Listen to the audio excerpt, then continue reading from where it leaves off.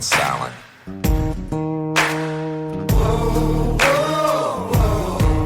Anything you say can and will be used against you in a court of law. You have the right to an attorney prior to and during any questioning. You can't afford one, a court will appoint one for you. You understand your rights? Your crime spree was over, son. Yeah, you thought you had it licked, but Hitman overtone made your sugar turn to shit.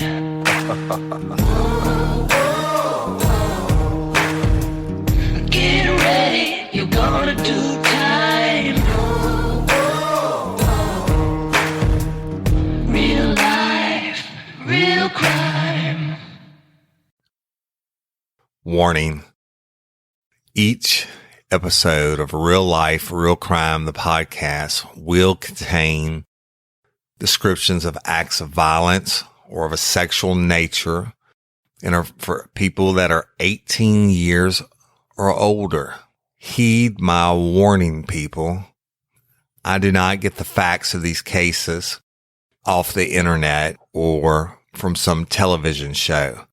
These facts I'm retelling were presented to me by the victims of the crime or the perpetrators who committed the crimes. My descriptions of the crime scenes are what I saw with my own two eyes. If you are going to get offended, turn this podcast off now.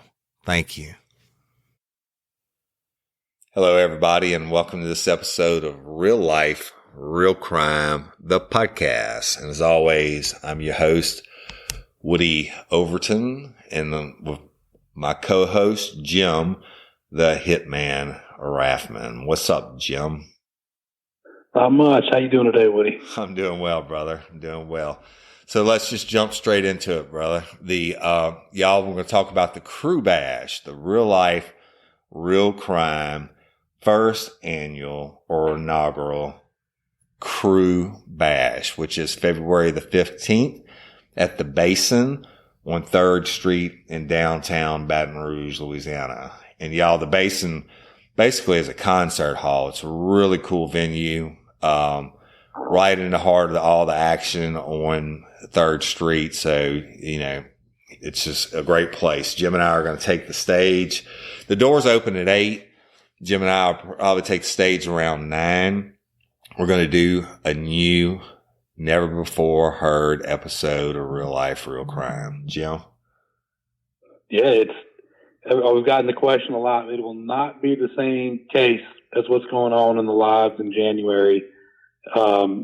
It's going to be completely different, and it's going to be good. Yes. And y'all, that the night before is Valentine's, and this case is going to have something to kind of tie into that. I'm warning you now. It's for adults only. It's got sex. It's got murder, and it's not one that you've heard of. It happened many, many, many years ago, but it's going to be graphic. And there's some light parts in it, but it's just going to be a great show. Jim and I are going to rock the stage for a couple hours, and then we're going to get down.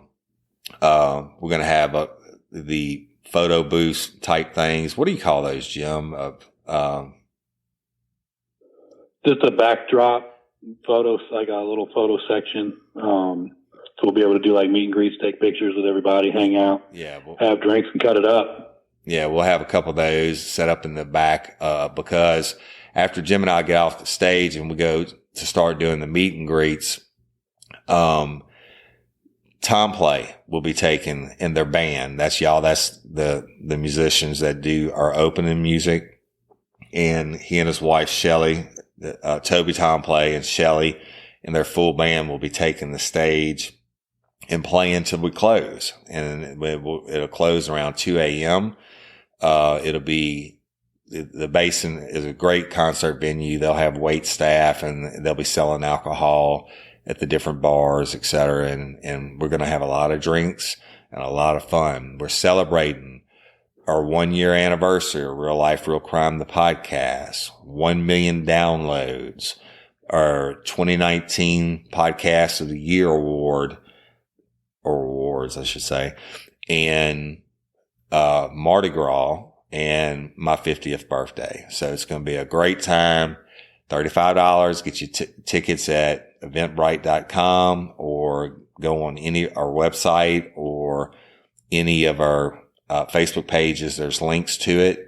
Get your tickets while they last, people. They are selling now. The Basin is a big venue, but the tickets are going to sell out. So you need to get them while you can. We will not have any extras or leeway to give away. So get them while you can. Jim? Yeah, I agree. We can't create another day of this like we were fortunate to do with the Livingston Parish Literacy and Technology Center. So definitely get your tickets and come meet us out there. We're going to have a hell of a time. We won't disappoint. Yeah, it's gonna be a great show, y'all, and we've been working on it. And Tom Plays music's got awesome. They're a South Louisiana staple. The Basin is a great venue. I don't know if you've ever been there, but it has the big concert area floor downstairs, and then it has a wraparound balcony upstairs if you want to watch from that venue, from that standpoint or whatever. It's just a really great place, great vibe. It's going to be a hell of a party. Get your tickets before they sell out. They can only let so many people in because of the fire marshal. So don't miss out on it. All right. So without further ado, let's kick off this week's episode, and it's titled, I Murdered Us Both. Okay. So on December the 8th, 2000, what year was it, Jim? 2006? December the 8th. Yes, 2006. December the 8th, 2006. It was a Friday. I was working as a detective for the Livingston Parish Sheriff's Office. And Jim, I think you and I were partners at this time. Yep, sure were. And it was around 10 o'clock in the morning. I was at the courthouse, and my pager went off, and it said there's been a shooting on Perkins Road, possible possible standoff situation. Now, I had been on the special response team for the years before that, but when I really got deep into detectives, I gave it up because, getting called out at all times of the night and stuff like that, and still having to go in and cover your regular detective load. I had given it up, but Jim, you were still on the special response team, right? Yep, I still was, and actually I had came off of working nights because we had that. I think we were on nights that week because That's right. Or maybe we were on days, whatever it was you were on. I just remember going home, and I had just gotten to sleep, right, and I got paged out. Right. So the page goes off. Everybody respond to this address on Perkins Road. Now, Perkins Road, let's talk about that. It's kind of in between, it's north of Denham and Walker, but almost dead set in between the two. It's a really rural road. It's off of Cane Market Road. And when you turn on, Perkins Road runs north off of Cane Market Road. Anyway, let me digress. The 911 call came in, and it was a lady screaming, frantic screaming. She had taken her daughter to her boyfriend's house. They had just split up, and the mom had taken her daughter. The daughter's name was Crystal Gail Liotta, Liotta, who at the time was 23 years old. She was just 3 weeks shy of her 24th birthday. And the mom took her over there to pick her personal items up from Morris Wayne Mathern's house. Now, Morris Wayne Mathern was 48 years old, and he had been dating Crystal, who was 23, and Crystal broke it off with him. but she needed to go over to his residence to pick up her stuff. In his residence, when you turn on Perkins Road, you go down not even a quarter of a mile, and there's a big turn. The road turns to the left, and the turn comes back out to the right. As soon as you come back, it's a sharp turn, like, what do you say, like a 90, Jim? Not a 90. Yes. Yeah, it's a really, really bad turn. But this is a little bitty blacktop road. There's no dividing line. It's country.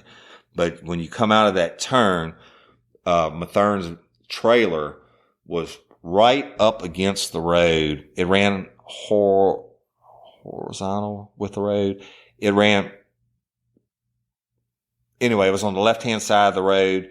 It was a small, old trailer. I think maybe I know it had one bedroom, maybe two, but it was small. And when you pull in up to the trailer, there's only enough room in the front yard between the road and the trailer for one vehicle. There's really no front yard. Pretty much just the ditch and a parking area. Old trailer had some wooden steps that went up to it with a little platform and were the front door. Now on the back side of the trailer, the woods came all the way up to the trailer, not just woods, but like brush. He hadn't cut it in forever. When you look at it, if you're standing at the end of the trailer looking down the side, you couldn't even get out the back door. There were no back steps or anything like that, and it was all overgrown.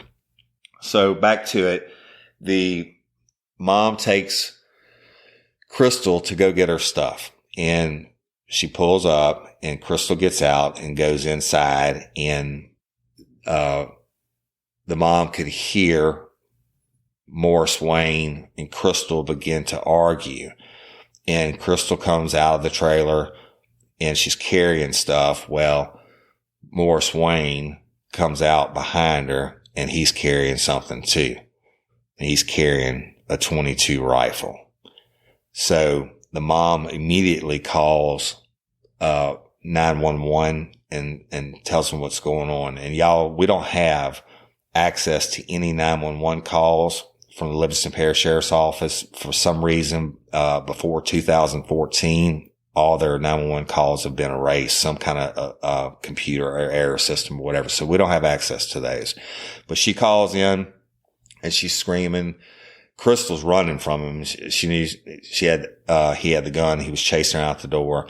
She calls in and she's screaming, "Oh my God, he's got a gun and he's going to kill her."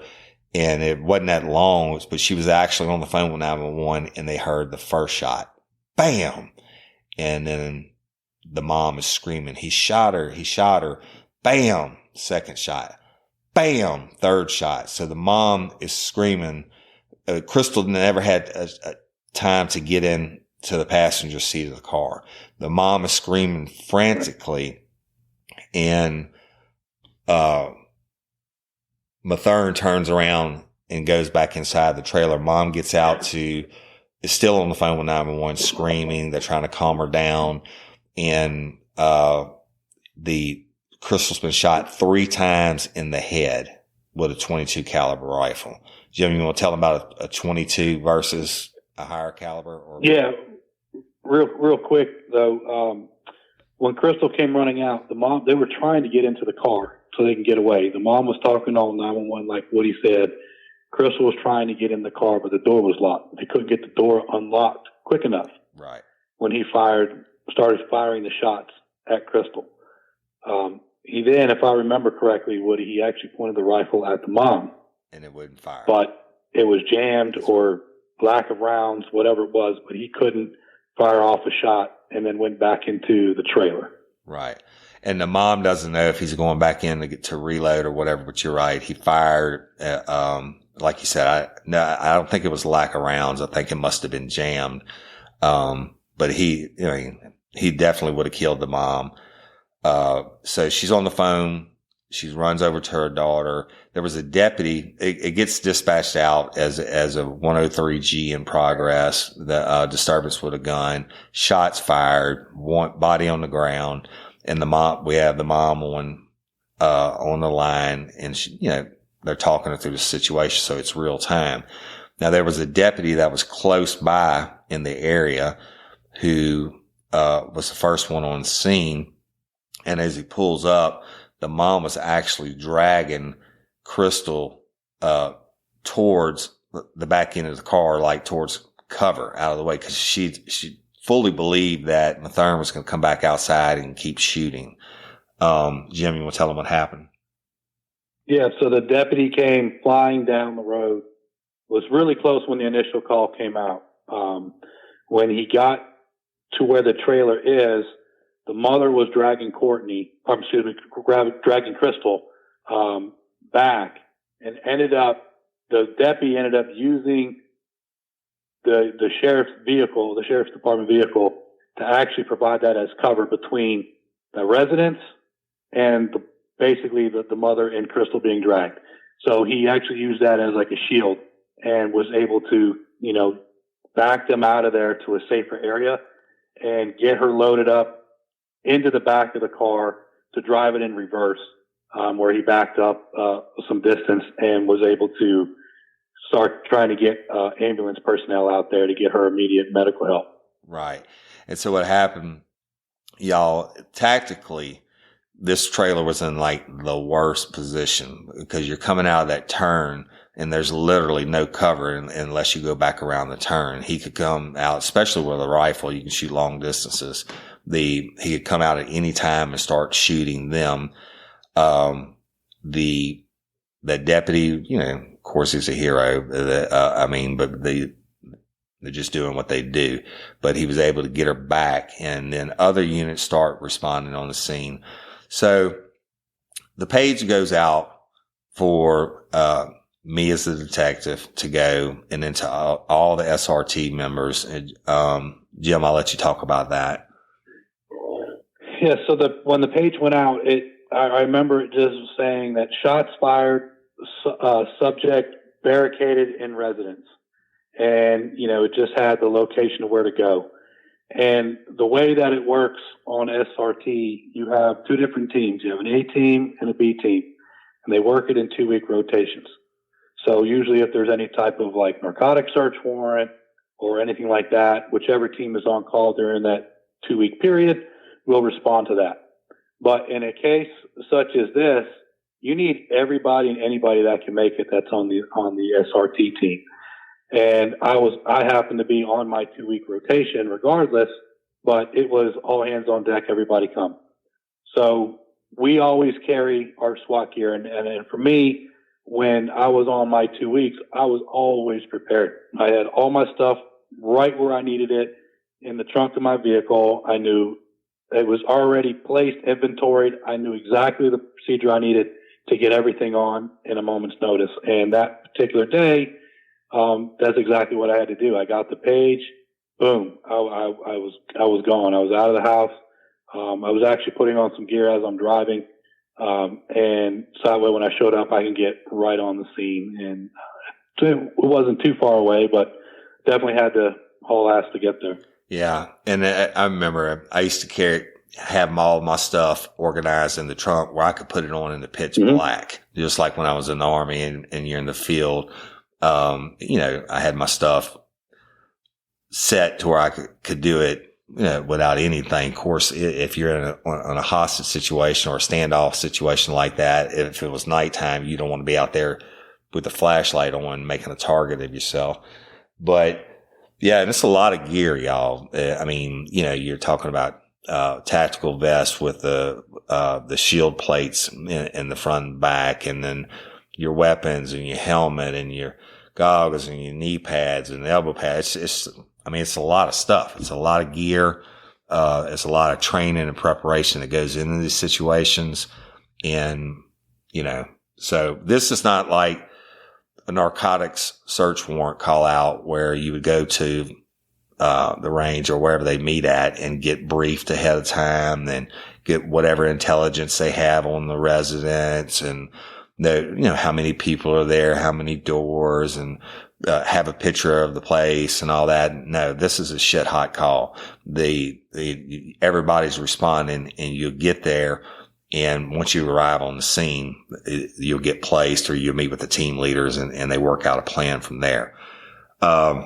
So Perkins Road,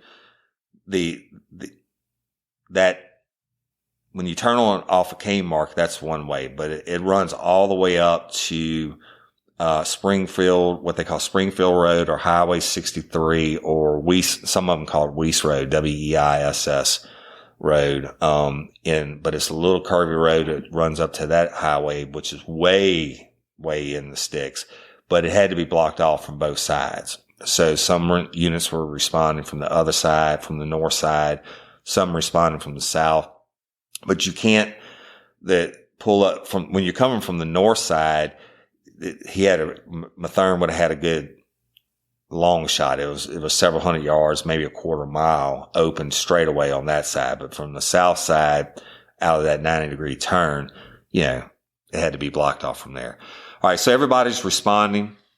The, Crystal was bleeding severely from her head. Acadian, once he had her safe out of that distance and other units are arriving, setting up the perimeter, et cetera. Acadian actually took her, they had to call Air Med, and Acadian took her and she was airlifted out by helicopter. She was in bad shape, y'all. I don't care what kind of caliber rifle it is. If you're shot 3 times in the head at pretty close range, it's not going to be good. So, I remember arriving and I came in on the south side and was stopped naturally around the turn. Everybody was there, tons of units, et cetera, but not being on the SRT team anymore, I was responding to work it as the shooting, possible homicide, however it turned out. When I got there, I was met and briefed on the situation exactly as we told y'all, that he came out, shot her 3 times, tried to shoot the mom. Rifle didn't fire, went back inside. But since he had gone back inside and since that first responding deputy had been on the scene, there had been no one had heard any more gunshots. So we know that he's inside. They were able to keep eyes on the trailer and he had not come back outside. Now, let me tell you about Mathern. He's a big dude. Okay. And not making fun or anything like that. But I mean, this dude was like well in excess of 300 plus pounds, and not with muscle. He was just a big, large man. And so it's not like he's going to run out the door, and go run 3 miles to safety or something. And he probably couldn't walk the 3 miles to safety. But so, they knew with certainty that he was still inside the residence. All right. So when they arrive and start to set up the perimeter, of course, someone's going to have eyes on the back of the first responding deputies, and someone's going to have eyes on the back of the residence. Someone's going to have eyes on the front door.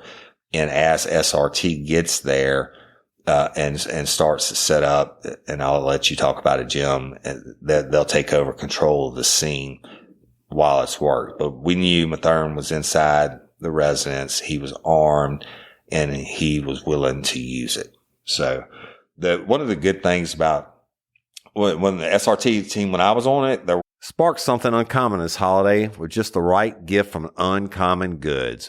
The busy holiday season is here, and Uncommon Goods makes it less stressful with incredible hand-picked gifts for everyone on your list, all in one spot.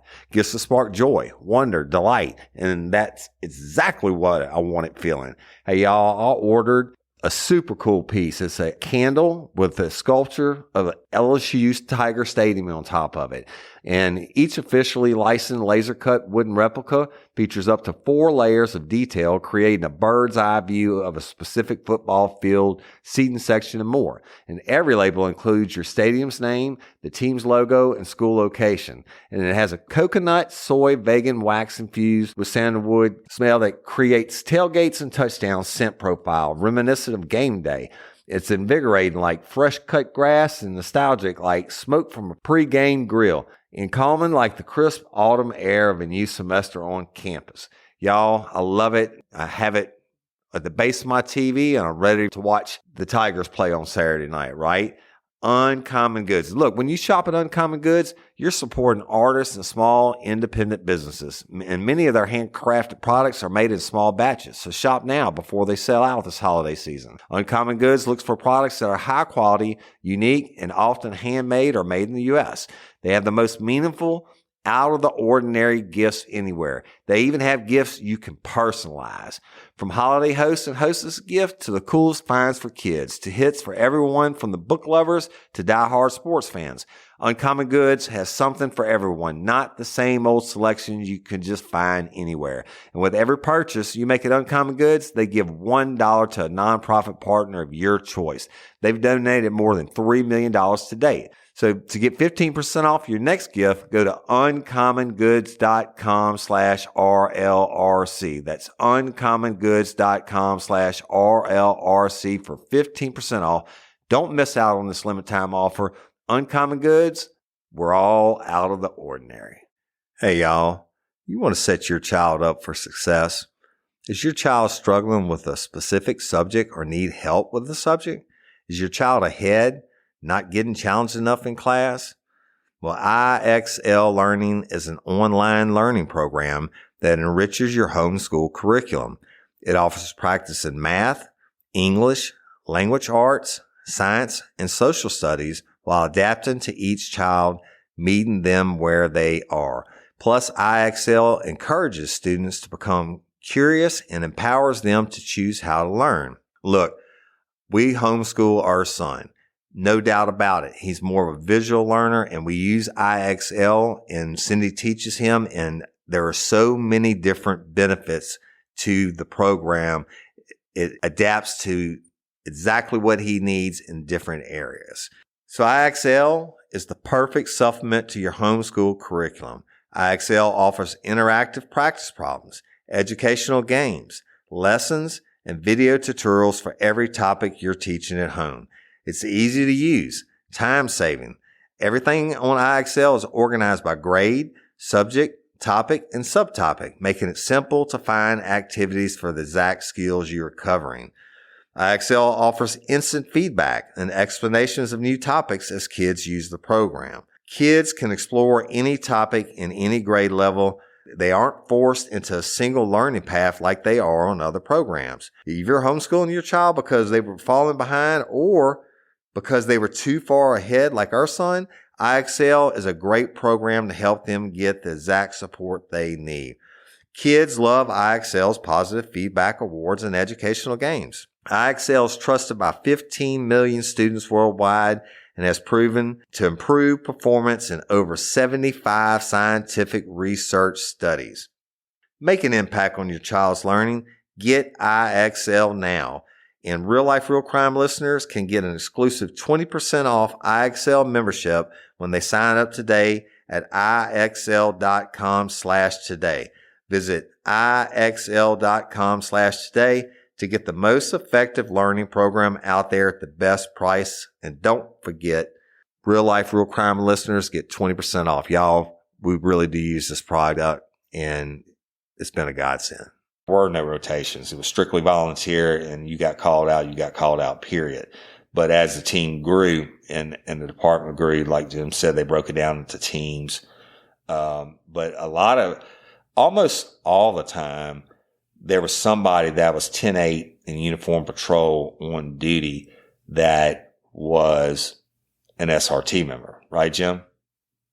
Yes. And usually when we were on SRT during that 2-week time frame, I would actually sometimes patrol at night in the BDUs that we would wear, just because I'm already in uniform. If something were to get called out. Now, when I was a detective, it was different because we basically wore suits every day. Right. But as I stated, I was actually coming from home, so I already had my BDU staged to just throw on and go. And y'all BDUs are battle dress uniform. That's when, like you see the tactical uniforms. Yeah, black or dark navy blue. Yeah. With all the cargo pockets and the little little pockets on the top and on the sleeves. Right. And the badge sewn on so it doesn't hang up. And if you're fighting or running or whatever, it's actually a patch that's sewn on there, and the patches are sewn on your sleeves, etc. Okay. So we're on scene. SRT showing up, more SRT showing up. Jim, I'll let you talk about, what happens tactically, and tell us about that, and then we're going to take a break after that and talk about something else real quick. Yeah. So when on my way to the call, we have a tactical channel that we're able to communicate on. So usually the first SWAT officer or SRT officer that shows up will start kind of coordinating where people are going to go, because they have eyes on, they can see the situation. So, they'll cover as I'm coming up, they were getting instructions. So when I pulled up, I already knew where I was being told to go, which is on the south, kind of like that southeast corner. When you come around that 90-degree turn, on that southeast corner, there was already one of our SRT vehicles there, and so I was able to take position on that, where I have the AR-15, fully loaded up. We had people. Basically, you want to be able to cover the entire area, so we have people on the back, on the sides. We actually had sniper team that showed up, and they took position that was hidden. They were a little bit further back, but they were completely concealed, and that way they could cover basically that whole front of the house. And I believe we ended up getting another sniper team that showed up that ended up covering the back part of the residence. It was a little bit harder for them. They were a little further distance, but they had it. So the whole entire trailer was completely covered. And that's when the tactical operation really began. Do you want me to touch on that? Yeah, let's hold up on that for 1 second. Now, when he was saying they had their own TAC, y'all, that's their own, SRT had their own scrambled channel where all the citizens love to listen to police band radios. They couldn't get this one because it had a special scrambled code on it. The main net TAC 1 that covered the west side of the parish was 1033, which means it was for emergency traffic only. Everybody else was off. So the regular uniform guys that were there, as SRT pulls up and they take control of the scene, they will relieve them from their positions where they're watching the trailer, and they do what they're trained to do. They take up their positions, they find good cover. They surround it. First thing, you don't want this guy getting out. Secondly, if he comes out and he starts shooting, you have to be prepared to do the response. And so, like Jim said, they train on it all the time, nonstop. So tactically, you have the upper hand as far as not letting this guy hurt anybody else, right? And that exactly right. It includes equipment, y'all. It's a lot of specialized equipment. The SWAT vehicle, which is armored, bulletproof ballistic shields. Jim, let's talk about those real quick. The shields. Yeah, the shields are pretty heavy. They're really large. So if you're holding it out, the shield out in front of you, typically goes a little bit higher than your head and goes all the way down to your feet. So they're real long, real heavy. They're made of that bulletproof plexiglass, I believe is what it is. And it has lights on there. So if you needed to shine it and you could press a button, it literally the lights are so bright, it could just open up and light up an entire hallway all the way down and look like it's daytime. Right. But they're heavy, but gosh, those things are great. Yeah. And the thing about it is and what I distinctly remember, the first guy holding the shield, this is how much training and trust you have to have in your brothers. And you go through it over and over again. First guy's holding the shield, and then you stack up. The second guy's over his shoulder with his weapon. So he's covered behind the shield, and he's covering, if the gunplay starts, you have it like that. If the stack is deeper, it just falls down the line like that. But I remember training with that heavy son of a bitch, in holding and being glad when it wasn't my turn to be the one holding it. But what you didn't want to have happen was have somebody like, our buddy Billy Amy, and I'm pretty tall. I'm 6'2", but you didn't want to have, a tall guy in front of you in the stack. And I just remember training and Billy Amy being in front of me, and he's like 6'5", 6'6", and, having to squat down and, you know, get in the crouch position for a long time and training in the heat, et cetera. And, you know, no matter how good a shape you are, it's like a super duper workout when you get done, you know, you're sore and you're hurting. So, but hey, Jim, let's talk about something real quick and then we'll get right back to the story. Talking about the training reminds me of being sore and pain. And I still have an elbow injury to this day that bothers me a lot. And, but you know, the stress and the anxiety and stuff like that, even though you train for it through SRT, et cetera, it's all very real. But anyway, do you experience stress or have anxiety or chronic pain or have trouble sleeping at least once a week? If you do, you're not alone. Many of us do. Personally, I take medicine since 2004 to sleep every night. Okay. And I don't like, to have to take medicine, and I always been trying to find an alternative, Jim. Like, my wife is big into the essential oils and these different things we tried over the years, et cetera. But I want to tell you about a product that I've got to using, got the samples of and using, and it's really pretty amazing. Okay. It's Feals, Feals. Now, what is Feals? Feals is a premium CBD that's delivered directly to your doorstep. Feals naturally helps reduce stress, anxiety, pain, and sleeplessness. It helps me, Jim. I take the dose at bedtime. I'm conked out. Okay. It doesn't get you high.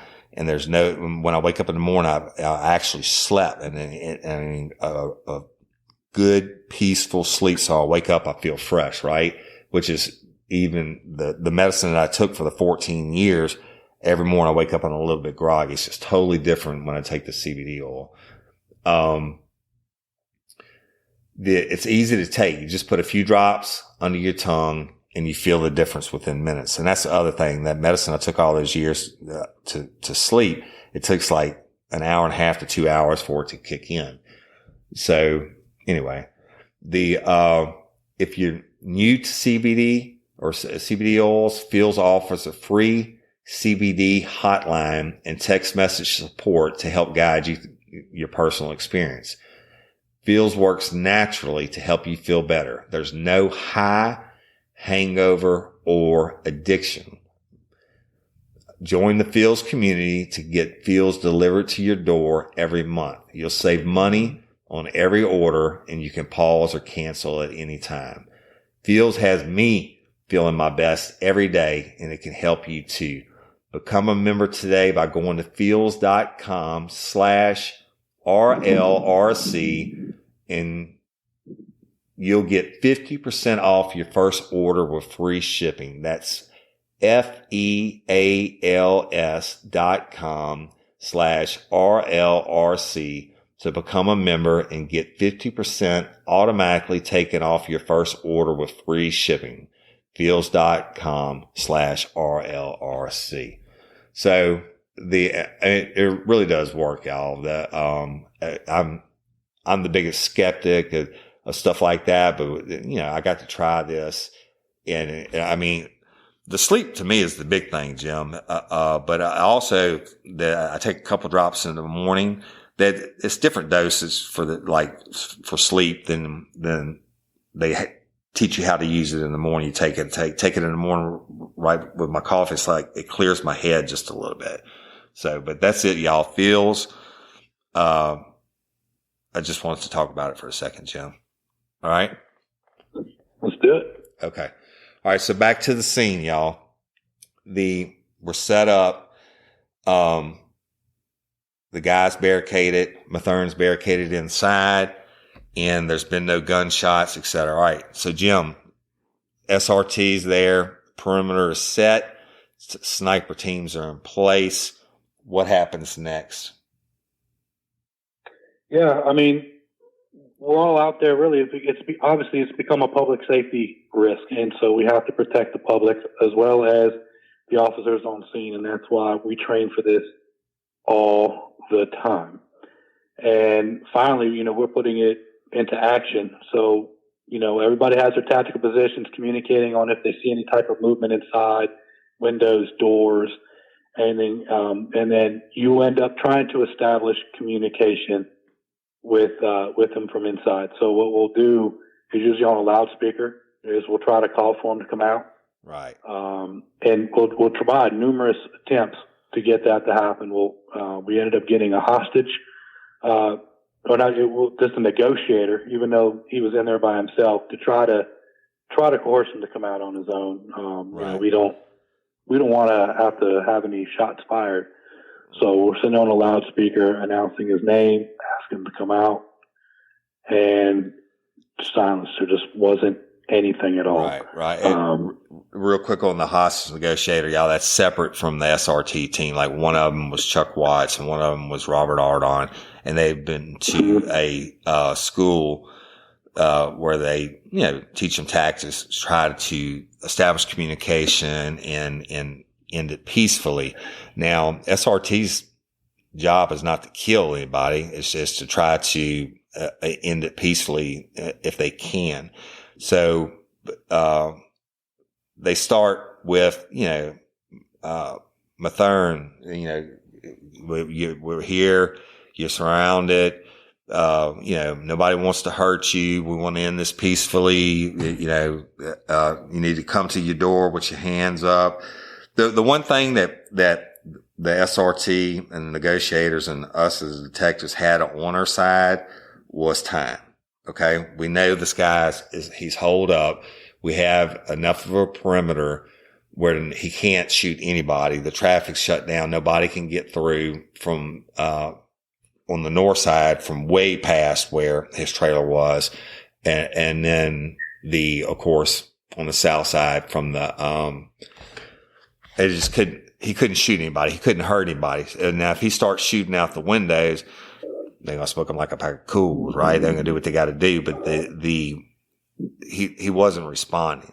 They're calling for him, Morris Mathern, it's the sheriff's office. We're here. You need to come out with your hands up and no weapons, et cetera, et cetera. And you repeat it over and over again. Go ahead, Jim. And there's a few other tactics we'll try to use as well, like we'll look at the history, if there's ever been any call outs out there before. Can we locate a next of kin? Does he have a phone number? Yeah. Try to establish communication with him by calling him. We don't know. Did he cut the phone lines? Did he pull the phone lines out of the wall? We don't really know. But we try every means possible to establish communication or find somebody that he knows that he trusts that we can bring there to help try to, hey, this is mom, come out here, whatever we could try to do. But we weren't having any luck, and it was still silent. There was no response still coming from inside. So we don't know if he's loaded up all kinds of rifles and shotguns and he's just ready for war right there in the street. We don't know. But there was no response still coming from inside. Right. But you don't let off. They're constantly trying to establish communications with him in some way. Now, again, if they had heard a gunshot go off inside, that would have been different. It would have been a different response. If he'd have started shooting out the windows or something, it would have been a different response. If he'd have started talking, it would have been a different response. But again, the one thing you have on your side is time. But after, couple hours go by and you know, there's no response and we didn't have family members or he didn't have a cell phone that was answering anything like that. At some point, you got to take the next step, Jim. Right. And so the next step was to actually tactically approach the front with using a shield. We had the shield guys there in the front, and it was actually me that was carrying the phone. And we had a phone that we could throw inside and establish communication that way. Well, and which is exactly what we did, was to take that tactical approach. So the phone when the order was given. Go ahead. What's that? Tell them about the phone, Jim. The phone has a camera on it also. Right. It's not just a phone. So if you can get that inside the residence, that's a huge advantage, because then you can see what you're dealing with if he's sitting there loading up weapons or what's going on. So at some point they decide to tactically approach, like Jim's saying, behind the shields. He's being covered by the shields. Jim's carrying the phone. Go ahead, buddy. So the front door wasn't closed all the way. It was closed, but it had that, if you don't actually twist the handle and push it closed, it just kind of leaves that just a little bit open. We did notice that. And so as we tactically approach behind the shield, you take your time, you're looking, and that's when you really have to trust those. You got to trust that the person in the shield's going to keep it right where it needs to be, because I'm walking and I'm holding on to a phone. And so, we get up to the front door, and that's kind of when you approach around to the side, and we're able to push the door open just enough so I can throw the phone in there.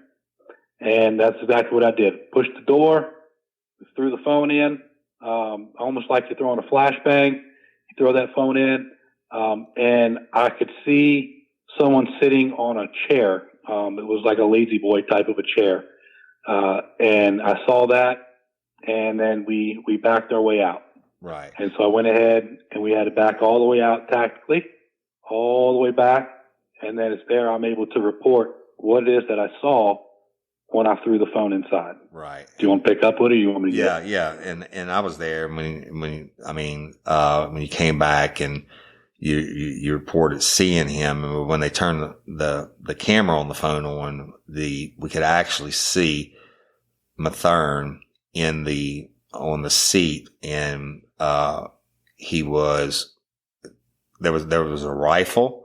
There was a rifle beside him, and he was bleeding from the head. So the decision had to be, and he wasn't moving. It looked like he was 10-7, to be honest with you. It looked like he was dead. So we made it. Which is what I observed when I threw the phone in. Right. But you never know if that's, is he really 10-7 or not? Right. It could be playing possum. That's so exactly right. You still treat it as if he's still alive and active and ready and ready for anything. Right. And so what happens now is we keep eyeballs on the camera. SRT devises their next plan. Jim. Yep. The next plan was to go ahead and make entry. So again, now we tactically approach. We have, the sniper teams covering our movement like we did when we tactically went up to the door. We had the entry team, and then, your secondary search team. So once they went ahead and tactically made the entrance, the first people in are going to go right to that immediate threat and hold that threat down, while everybody keeps filling the house, checking each room, each corner. Once you finish doing the initial clearance of the rooms and closets, you do what's called the secondary sweep, which is where you're opening up cabinets, looking underneath the beds, flipping over bed mattresses.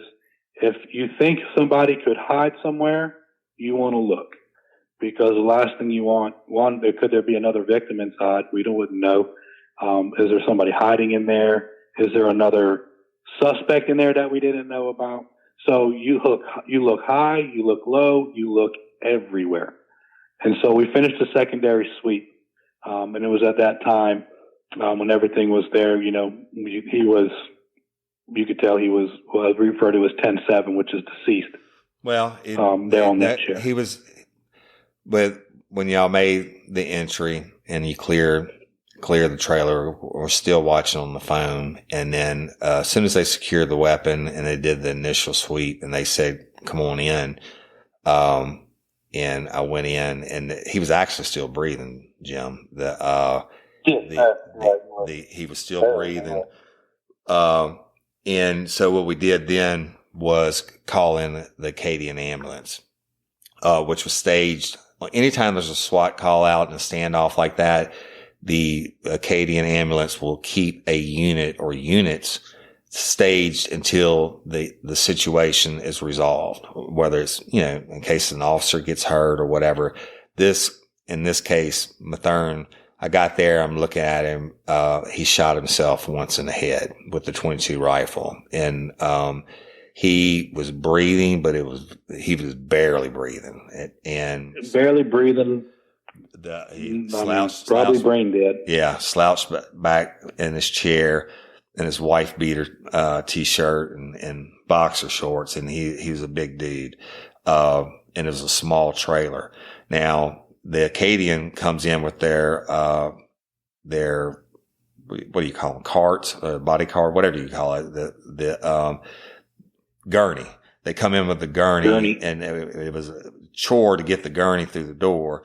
But when you get the gurney through the door, this dude was big and we had to pick him up, and there was no way two Acadian personnel could pick him up by themselves. And I had to actually assist him, and Jim, you assisted also. And we picked him up. Mm-hmm. I think we had like 6 or 7 of us, had to pick him up, and it was still a chore to get him on the thing.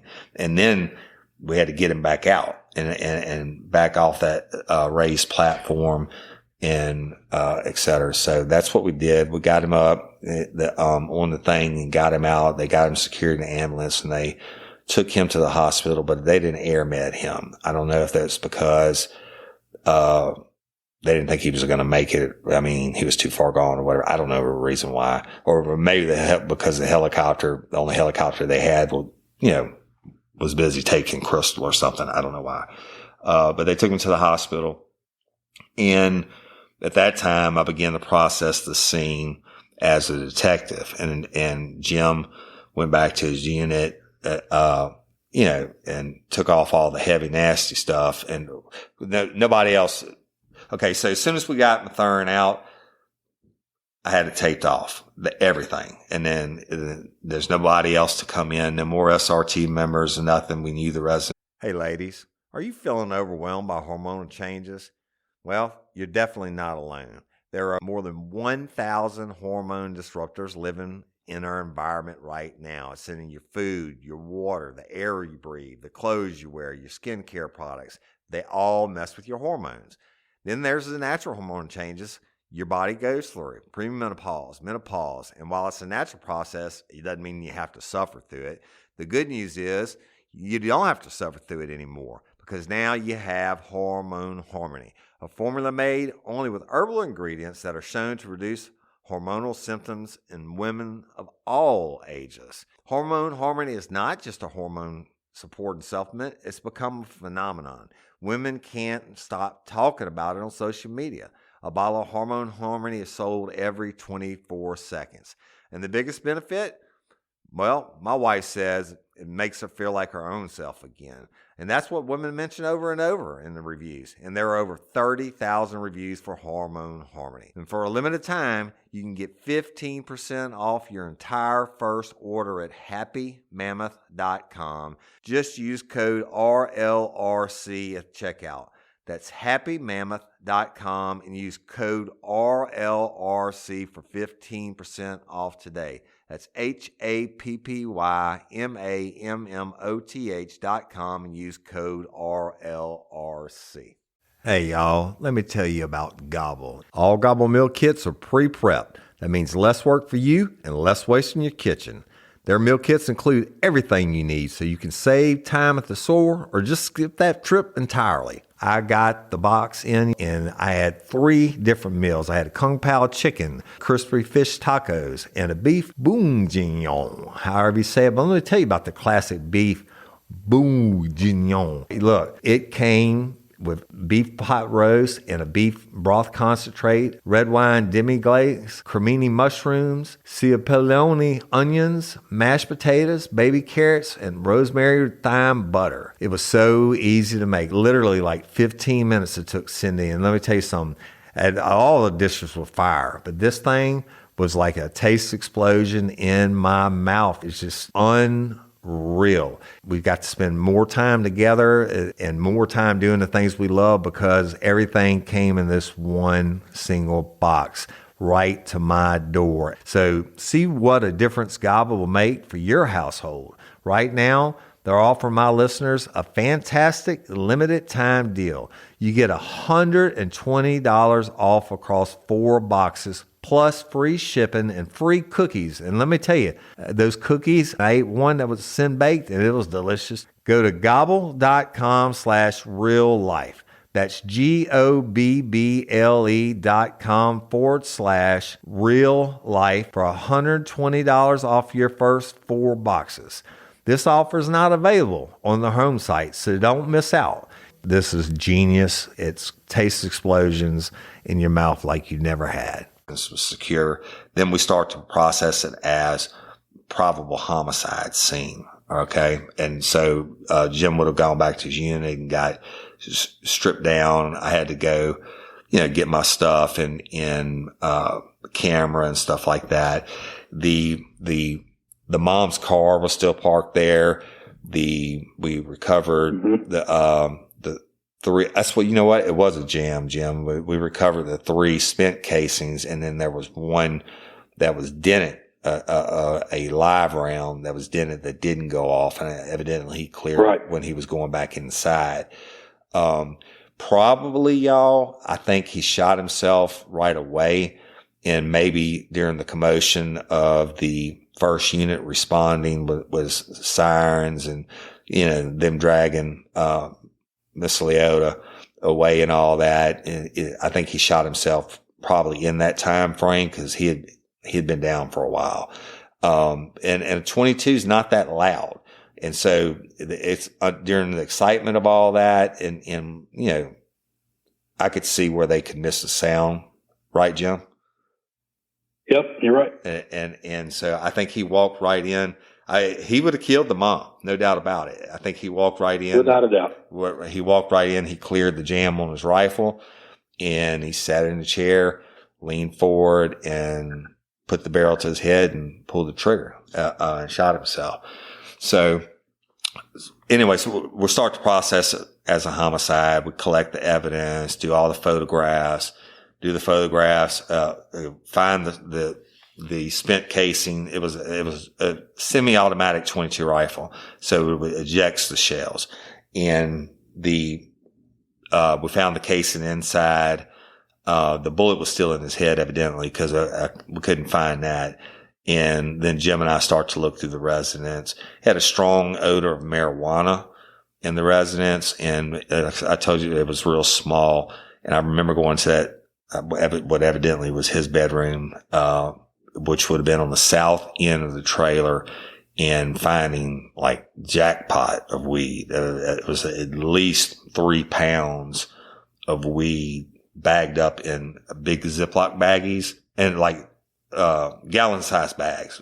Like gallon-sized bags. 3 of those full, and then he had scales and a bunch of small individual baggies. So evidently, it could be inferred that he was selling marijuana. Is what it is. So, but we processed the scene, we worked it, we of course, took the rifle and the shell casings and the marijuana and whatever else and entered it all into evidence. Then Jim and I went to the hospital, and miraculously, they were both still alive, but they were in surgery, etc. And, unfortunately, Miss Leota died, early the next morning, Saturday morning, I think around 6 a.m. or something like that. And Mathern died that night, that Friday night. So, he murdered them both. And I mean, he killed her and then he killed himself. Our prayers go out to, the family of the victim, I don't give a shit about Mathern. I'm saying, he took her, killed her. He killed Crystal Leota. The poor mother. Oh my God. Can you imagine? And I have, two beautiful, young adult daughters, and I could not imagine. And she was 23. My oldest one is close to that age, and I could not imagine being on that scene and having that guy coming out and watching him, begging him not to, and watching him shoot her not once, twice, 3 times in the head. I mean, you shoot him. That's right. Fucking animal. You shoot him the first time and she goes down, and you're basically standing over it. Y'all, this yard was not big. I mean, like 30 feet. I don't know how much room it takes to park a car, but there was no more room than that, right, Jim? Heck, the car, where the car is parked and where you got to walk up those steps to get to that trailer. Touch it. I mean, you're only talking 5 yards. Right. So, I mean, he shoots her, she goes down, and he literally pretty much is standing over her and shoots her second time. Execution shot. That's exactly right. Shoots her the third time. And, fuck him, murder by you for him. Really, really tragic. And like I said, our prayers go out, to the Leota family, and the loss of Crystal. So, but that's it. I mean, there's not a lot of joking around about that. The domestic violence is certainly by far the most dangerous call that law enforcement officers respond to. More law enforcement officers get killed every year responding to domestic violence calls than all the other calls put together. And that's because people are so jacked up. Their emotions are jacked up. I guess, Mathern decided he couldn't live without Crystal, and he wasn't going to let her live without him. And he did it. He murdered them. He murdered them both. I mean, I don't know. Jim?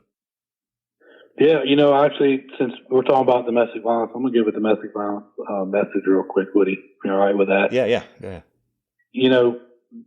There's a lot of things that go on behind closed doors that people don't get to see or know. And if you are a victim of domestic violence and you're scared to get out, there are programs that will help you get out that are completely discreet. Contact your local authorities when you are safe to be able to speak to someone. When you get in touch with your local authorities, this is all across the country, y'all. It doesn't matter your city, your county, your parish, whatever it is. Contact your local authorities. Meet with them somewhere that you can that's safe. They will then contact and assist with these programs that get you out of there. But don't stay in a situation where you can get hurt or get killed or your children. There are ways to get out of that. Nobody needs to live a life in fear and then getting beaten and just going through that emotional and physical hell. Yeah. So if you're scared to get out, there are ways to get out and to have it done and be able to get out safely. Listen. Okay? So contact your local authorities. They have those ways to make that happen. I promise you. We've dealt with hundreds and hundreds. I can't even tell you how many cases, and they're so sad. Most of the time, and sometimes it's a guy, but most of the time the female has been mentally beat down to the point where the person is like, you can't leave me. Nobody wants you. You're fat or ugly. You're stupid. And you got your kids. Who's going to take care of you? Blah, blah, blah. And I always call it the circle of domestic violence, because they'll go and argue to the point where they get their ass beat again. And then what happens right afterwards, especially we'd arrest the same assholes over and over and over again. And the female would always drop the charges. And you know why? That's part of my circle I'm talking about. They reach the climax, if you will, where the abuse happens. And if they have the guts to call 911 or someone else calls 911, they come out, we arrest the bad guy. Then it's all honeymoon time. Oh, honey, I'm so sorry. I'll never do it again. I worship the ground you walk on. Stay with me. We got the best life ever, And guess what? It's honeymoon period until the circle comes all back around again. And the next thing sets that idiot off, and it starts the whole circle again. And the bad part is, and I'll just talk, the bad part is I told every one of them, I said, one day we're going to come out here and you're going to be dead. I'm going to be working your homicide instead of showing up for a domestic violence report. And the state of Louisiana actually changed the laws when I was a detective, where they could start taking the charges on these repeat cases like that. The state could prosecute the offender for domestic violence, even if the victim didn't want to press the charges. Go ahead, Jim. And you're 100% right. It's a vicious circle. You know, the first time it ever happens, and then they're going to apologize, and you're going to forgive. And then guess what? The next time it happens, it progressively gets worse. Right. Each time the domestic violence happens, it gets worse and worse because they keep getting away with it. And so they keep doing it more, or you get beat up even more. And it's a vicious cycle. And unfortunately, when we say that, I've told these victims the same way Woody has, press charges and don't drop them, because one day we're going to end up coming back here and it'll be your homicide that we're going to work. And guess what? That has happened. As sad as it is, as much as I hate it, it happens. And that's one of the things we've had to deal with. And now you have someone who lost their life because of some asshole who wants to go out in these rages and beat a woman. I don't stand for it. Nobody stands for it. I don't either. Don't stand for it for yourself. Demand more of yourself than that. Yeah, but dealing with so many cases, and we'll just get off the topic, but dealing with so many cases, so many people truly feel like they're stuck, you know, and because they've been beat down mentally for so long, and then they feel like they don't have anywhere to go, and they don't want to get divorced, and what are the kids going to think and all that. Hey, it's a hell of a lot better, y'all, to get out and get help than it is to be dead. Okay. Who's going to raise your kids when you're dead? And guess what? Kids are smart. I mean, and as studies show that kids grow up and seek out spouses like their parents. I mean, you want your kid growing up, and going through the domestic violence also. And look, I could go on for this all day long. It makes me sick. I got some really sad stories. Victims that I became close to that end up working their murders. And Jim, I know, you know, some of them that I'm talking about, but y'all, if you're a victim of domestic violence, get help. Okay. You don't have to live through it. I don't care what they tell you. So, Jim. Yeah. No, I think I said it all earlier. You know, there are programs. Contact your local authorities. Meet with them somewhere when you are safe to be able to do so, and they will help safely get you out of that situation. But I hope that you will seek that help. Yeah, you have to make it up. We can't make your mind up for you. And if you're dead, then it's too late. So that's it, y'all. I murdered us both. I can't really say I hope you enjoyed it. It's a tragic story. You know, we've been doing a lot of stories lately that has some lightheartedness to it and stuff like that, where there's nothing funny about this. It was a tragedy that mom and family will be forever scarred. But it also is an example of real life and real crime. And it was a good police case and good special response team keeping the public safe. And, you know, it is what it is. So both of them died, or both of them murdered. Even the suicide is murder of yourself. That's it. And Jim, let's couple shout outs, since the episode is over now. We hit 12,000 members on our Real Life, Real Crime Friends, Fans, and Crew page last night. That is amazing. We didn't start that page. That was started by one of the Dream Team moderators, Rachel Franzen, who's from Alaska. And she asked me, she said, you need to start a private page. And I'm like, I don't even know what that is. She said, I'll make it for you. So she actually created the page like at end of March, I think, last year. So in like 10 months or whatever, we hit 12,000 members. Y'all please keep, inviting and everybody that you know to it. I mean, you go look at some of the biggest podcasts in the nation, and they don't have half those amount of numbers in their private group. And the lifers, we love y'all. We appreciate all of you. Thank you so much for liking and listening and sharing. Y'all are helping us grow.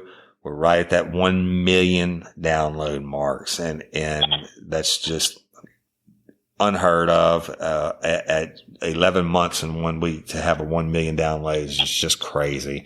So that's because y'all lifers, you're rocking it, you're killing it, you're sharing us. I got a little bit of feedback, buddy. That you're liking it, you're sharing us. We appreciate each and every one of you. Patron members, certainly, we appreciate your financial support. We hope you're enjoying all your bonus episodes of Real Life, Real Crime, y'all. The patron members have. Jim, I'm getting some feedback. The patron members, I think there's 6 or 7 hours worth locked up now. On February 2nd, we will be locking up another full-length bonus patron episode. And again, a lot of y'all are using it, your discounts in the merchandise and the store. And y'all will go check out our new website, our totally revamped website, www.realliferealcrime.com by Black Sheep Creative. Clint and Alec, awesome. They actually are managing our website day to day and have a full store on there. Go get you some good stuff. But we love and appreciate each and every one of y'all. Go ahead, Joe. Yep. You also want to follow us on Instagram, Real Life, Real Crime, Overton Woody, or Jim_Rathman. Come follow us over there. Getting the YouTube channel. That's next. Stay tuned for that. That's going to be hot. You'll enjoy that one with us too. Yeah. Y'all, we asked for, subscribers this week to the YouTube channel, and y'all, lifers stepped up like they always do, and you nailed it. So now that we're past 1,000 subscribers for the YouTube channel, we get to go start doing live videos, on YouTube. And we're going to be doing a lot of them. So stay tuned for that. We just love and appreciate each and every one of y'all. Thank you so much for everything that you do. But, we have an interview with the Morning Advocate that's going to be coming out this week. And we'll post that to all our social media. They were nice enough to come out and interview me when I was at the Livingston Parish Literacy and Technology Center, talking to the students. And then they interviewed Jim by phone because he's in Florida. And that's coming out sometime this week before the live shows in Walker. And if y'all are coming to the shows, it's going to be a good one. And that's it. We just love y'all and appreciate you. I got one more thing. I know last week we spoke about the Louisiana-Oregon Procurement Agency and the students of the Livingston Parish Literacy and Technology Center. They were asking for 1,000 people to sign up to be an organ donor. They had an overwhelming amount of support, which we thank you very, very, very much for. They also had a lot of out-of-state, those outside of Louisiana, have gone on as well. So they created a drop-down for out-of-state members, there's 2 links. There's a link if you're out of state, and then there's a link if you are in state. So if you have not done so, please go on to their website, and it's lopa.org/LTC. If you go on there, I know under the drop downs you can do the students for the Literacy and Technology Center. But go on there if you have not done so, and show support and help these students to reach their number of 1,000 organ donors. And when one person can save up to 8 lives. So Right. it's a way to give back. I mean, you're going to be expired anyway. So you might as well continue life where you can. And so if you go on there and support them, Kelly Jennings is running that program. She's wonderful, along with all their staff and faculty that they have. But go on there and do that. And when you click on it, when you go on and you click on it, it's Livingston Parish Literacy and Technology Center. Then you click on section. It's the criminal justice students. Check that box. And that's for, Miss Kelly. And they're awesome. They're hosting us, y'all, for these, our first 3 live shows ever. And, it's just important. You know how I feel about it. I told you the story about the young lady whose case I worked that got murdered, and how, how she was able to help so many people through being an organ donor. So, but yeah, the great people out there, they're doing great things. And, also for the live shows, I want to mention this real quick, Jim. The Southeastern Louisiana University. Actually, I'm supposed to do a radio interview with them this week, KSLU, but they're sound people. Southeastern University and Crystal, Miss Crystal Hardison is helping us by getting Southeastern's sound people to come out, and they're going to have Jim and I mic'd up in the room. All the sound, all the stuff that we don't know how to do. Miss Crystal Hardison and Southeastern Louisiana University are going to be stepping up to the plate and doing that. Awesome people. And the Livingston Parish Literacy and Technology Center, y'all know we got mad love for you, Kelly. But we appreciate it. Jim? Nope, that's it. Looking forward to meeting everybody next week. I hope everybody has a wonderful and safe weekend. Be smart. Don't drink and drive. Get an Uber. It's a heck of a lot cheaper. Yes, indeed. Yeah. Hey, I saw that this weekend that just popped in my head for the championship parade. I think Lyft is giving free, or no, they're donating. They're donating a portion of each Lyft ride for Carly McCord's scholarship foundation. Y'all, you heard us talk about Carly. She's a sweetheart. She's one of the original lifers, and she was so huge in helping us grow, and such a friend to Jim and I. So if y'all are out there this weekend, use Lyft, and a portion of their rides will be donated to Carly's scholarship foundation. So I guess that's just about it, brother. Oh, last thing. Don't be the one that didn't get your ticket for the crew bash because you waited. People that are not going to be there. I expect by the time we talk to y'all this time next week, we'll be sold out. So hurry, hurry, hurry. Get them. It's going to be the party of 2020. Jim? Thank you all for listening and support. Appreciate Lots of love. Yep, we appreciate Stay safe out there. Yeah, sorry, go ahead. Go ahead, buddy. I'm good. All right. So we appreciate and love each and every one of y'all. Thank you so much for tuning in to Real Life, Real Crime, the podcast. The Hitman and I, mad love and respect for you. Appreciate you. Thanks. And until next time or ever, don't let us catch you down on murder. Bye. Peace. Peace. Hey guys, this is Dee from Delving Into the Cold, a show about true crime, conspiracies, hauntings, and much more. So if you like mysteries and those things that you can't quite wrap your head around, then this show is for you. You can find me on Podbean, Himalaya, or iTunes. Or you can hit me up on Facebook at Delving Into the Cold Pod. And if you like what you hear, then leave a review. Alright guys, stay safe, stay curious, and I'll see you next time.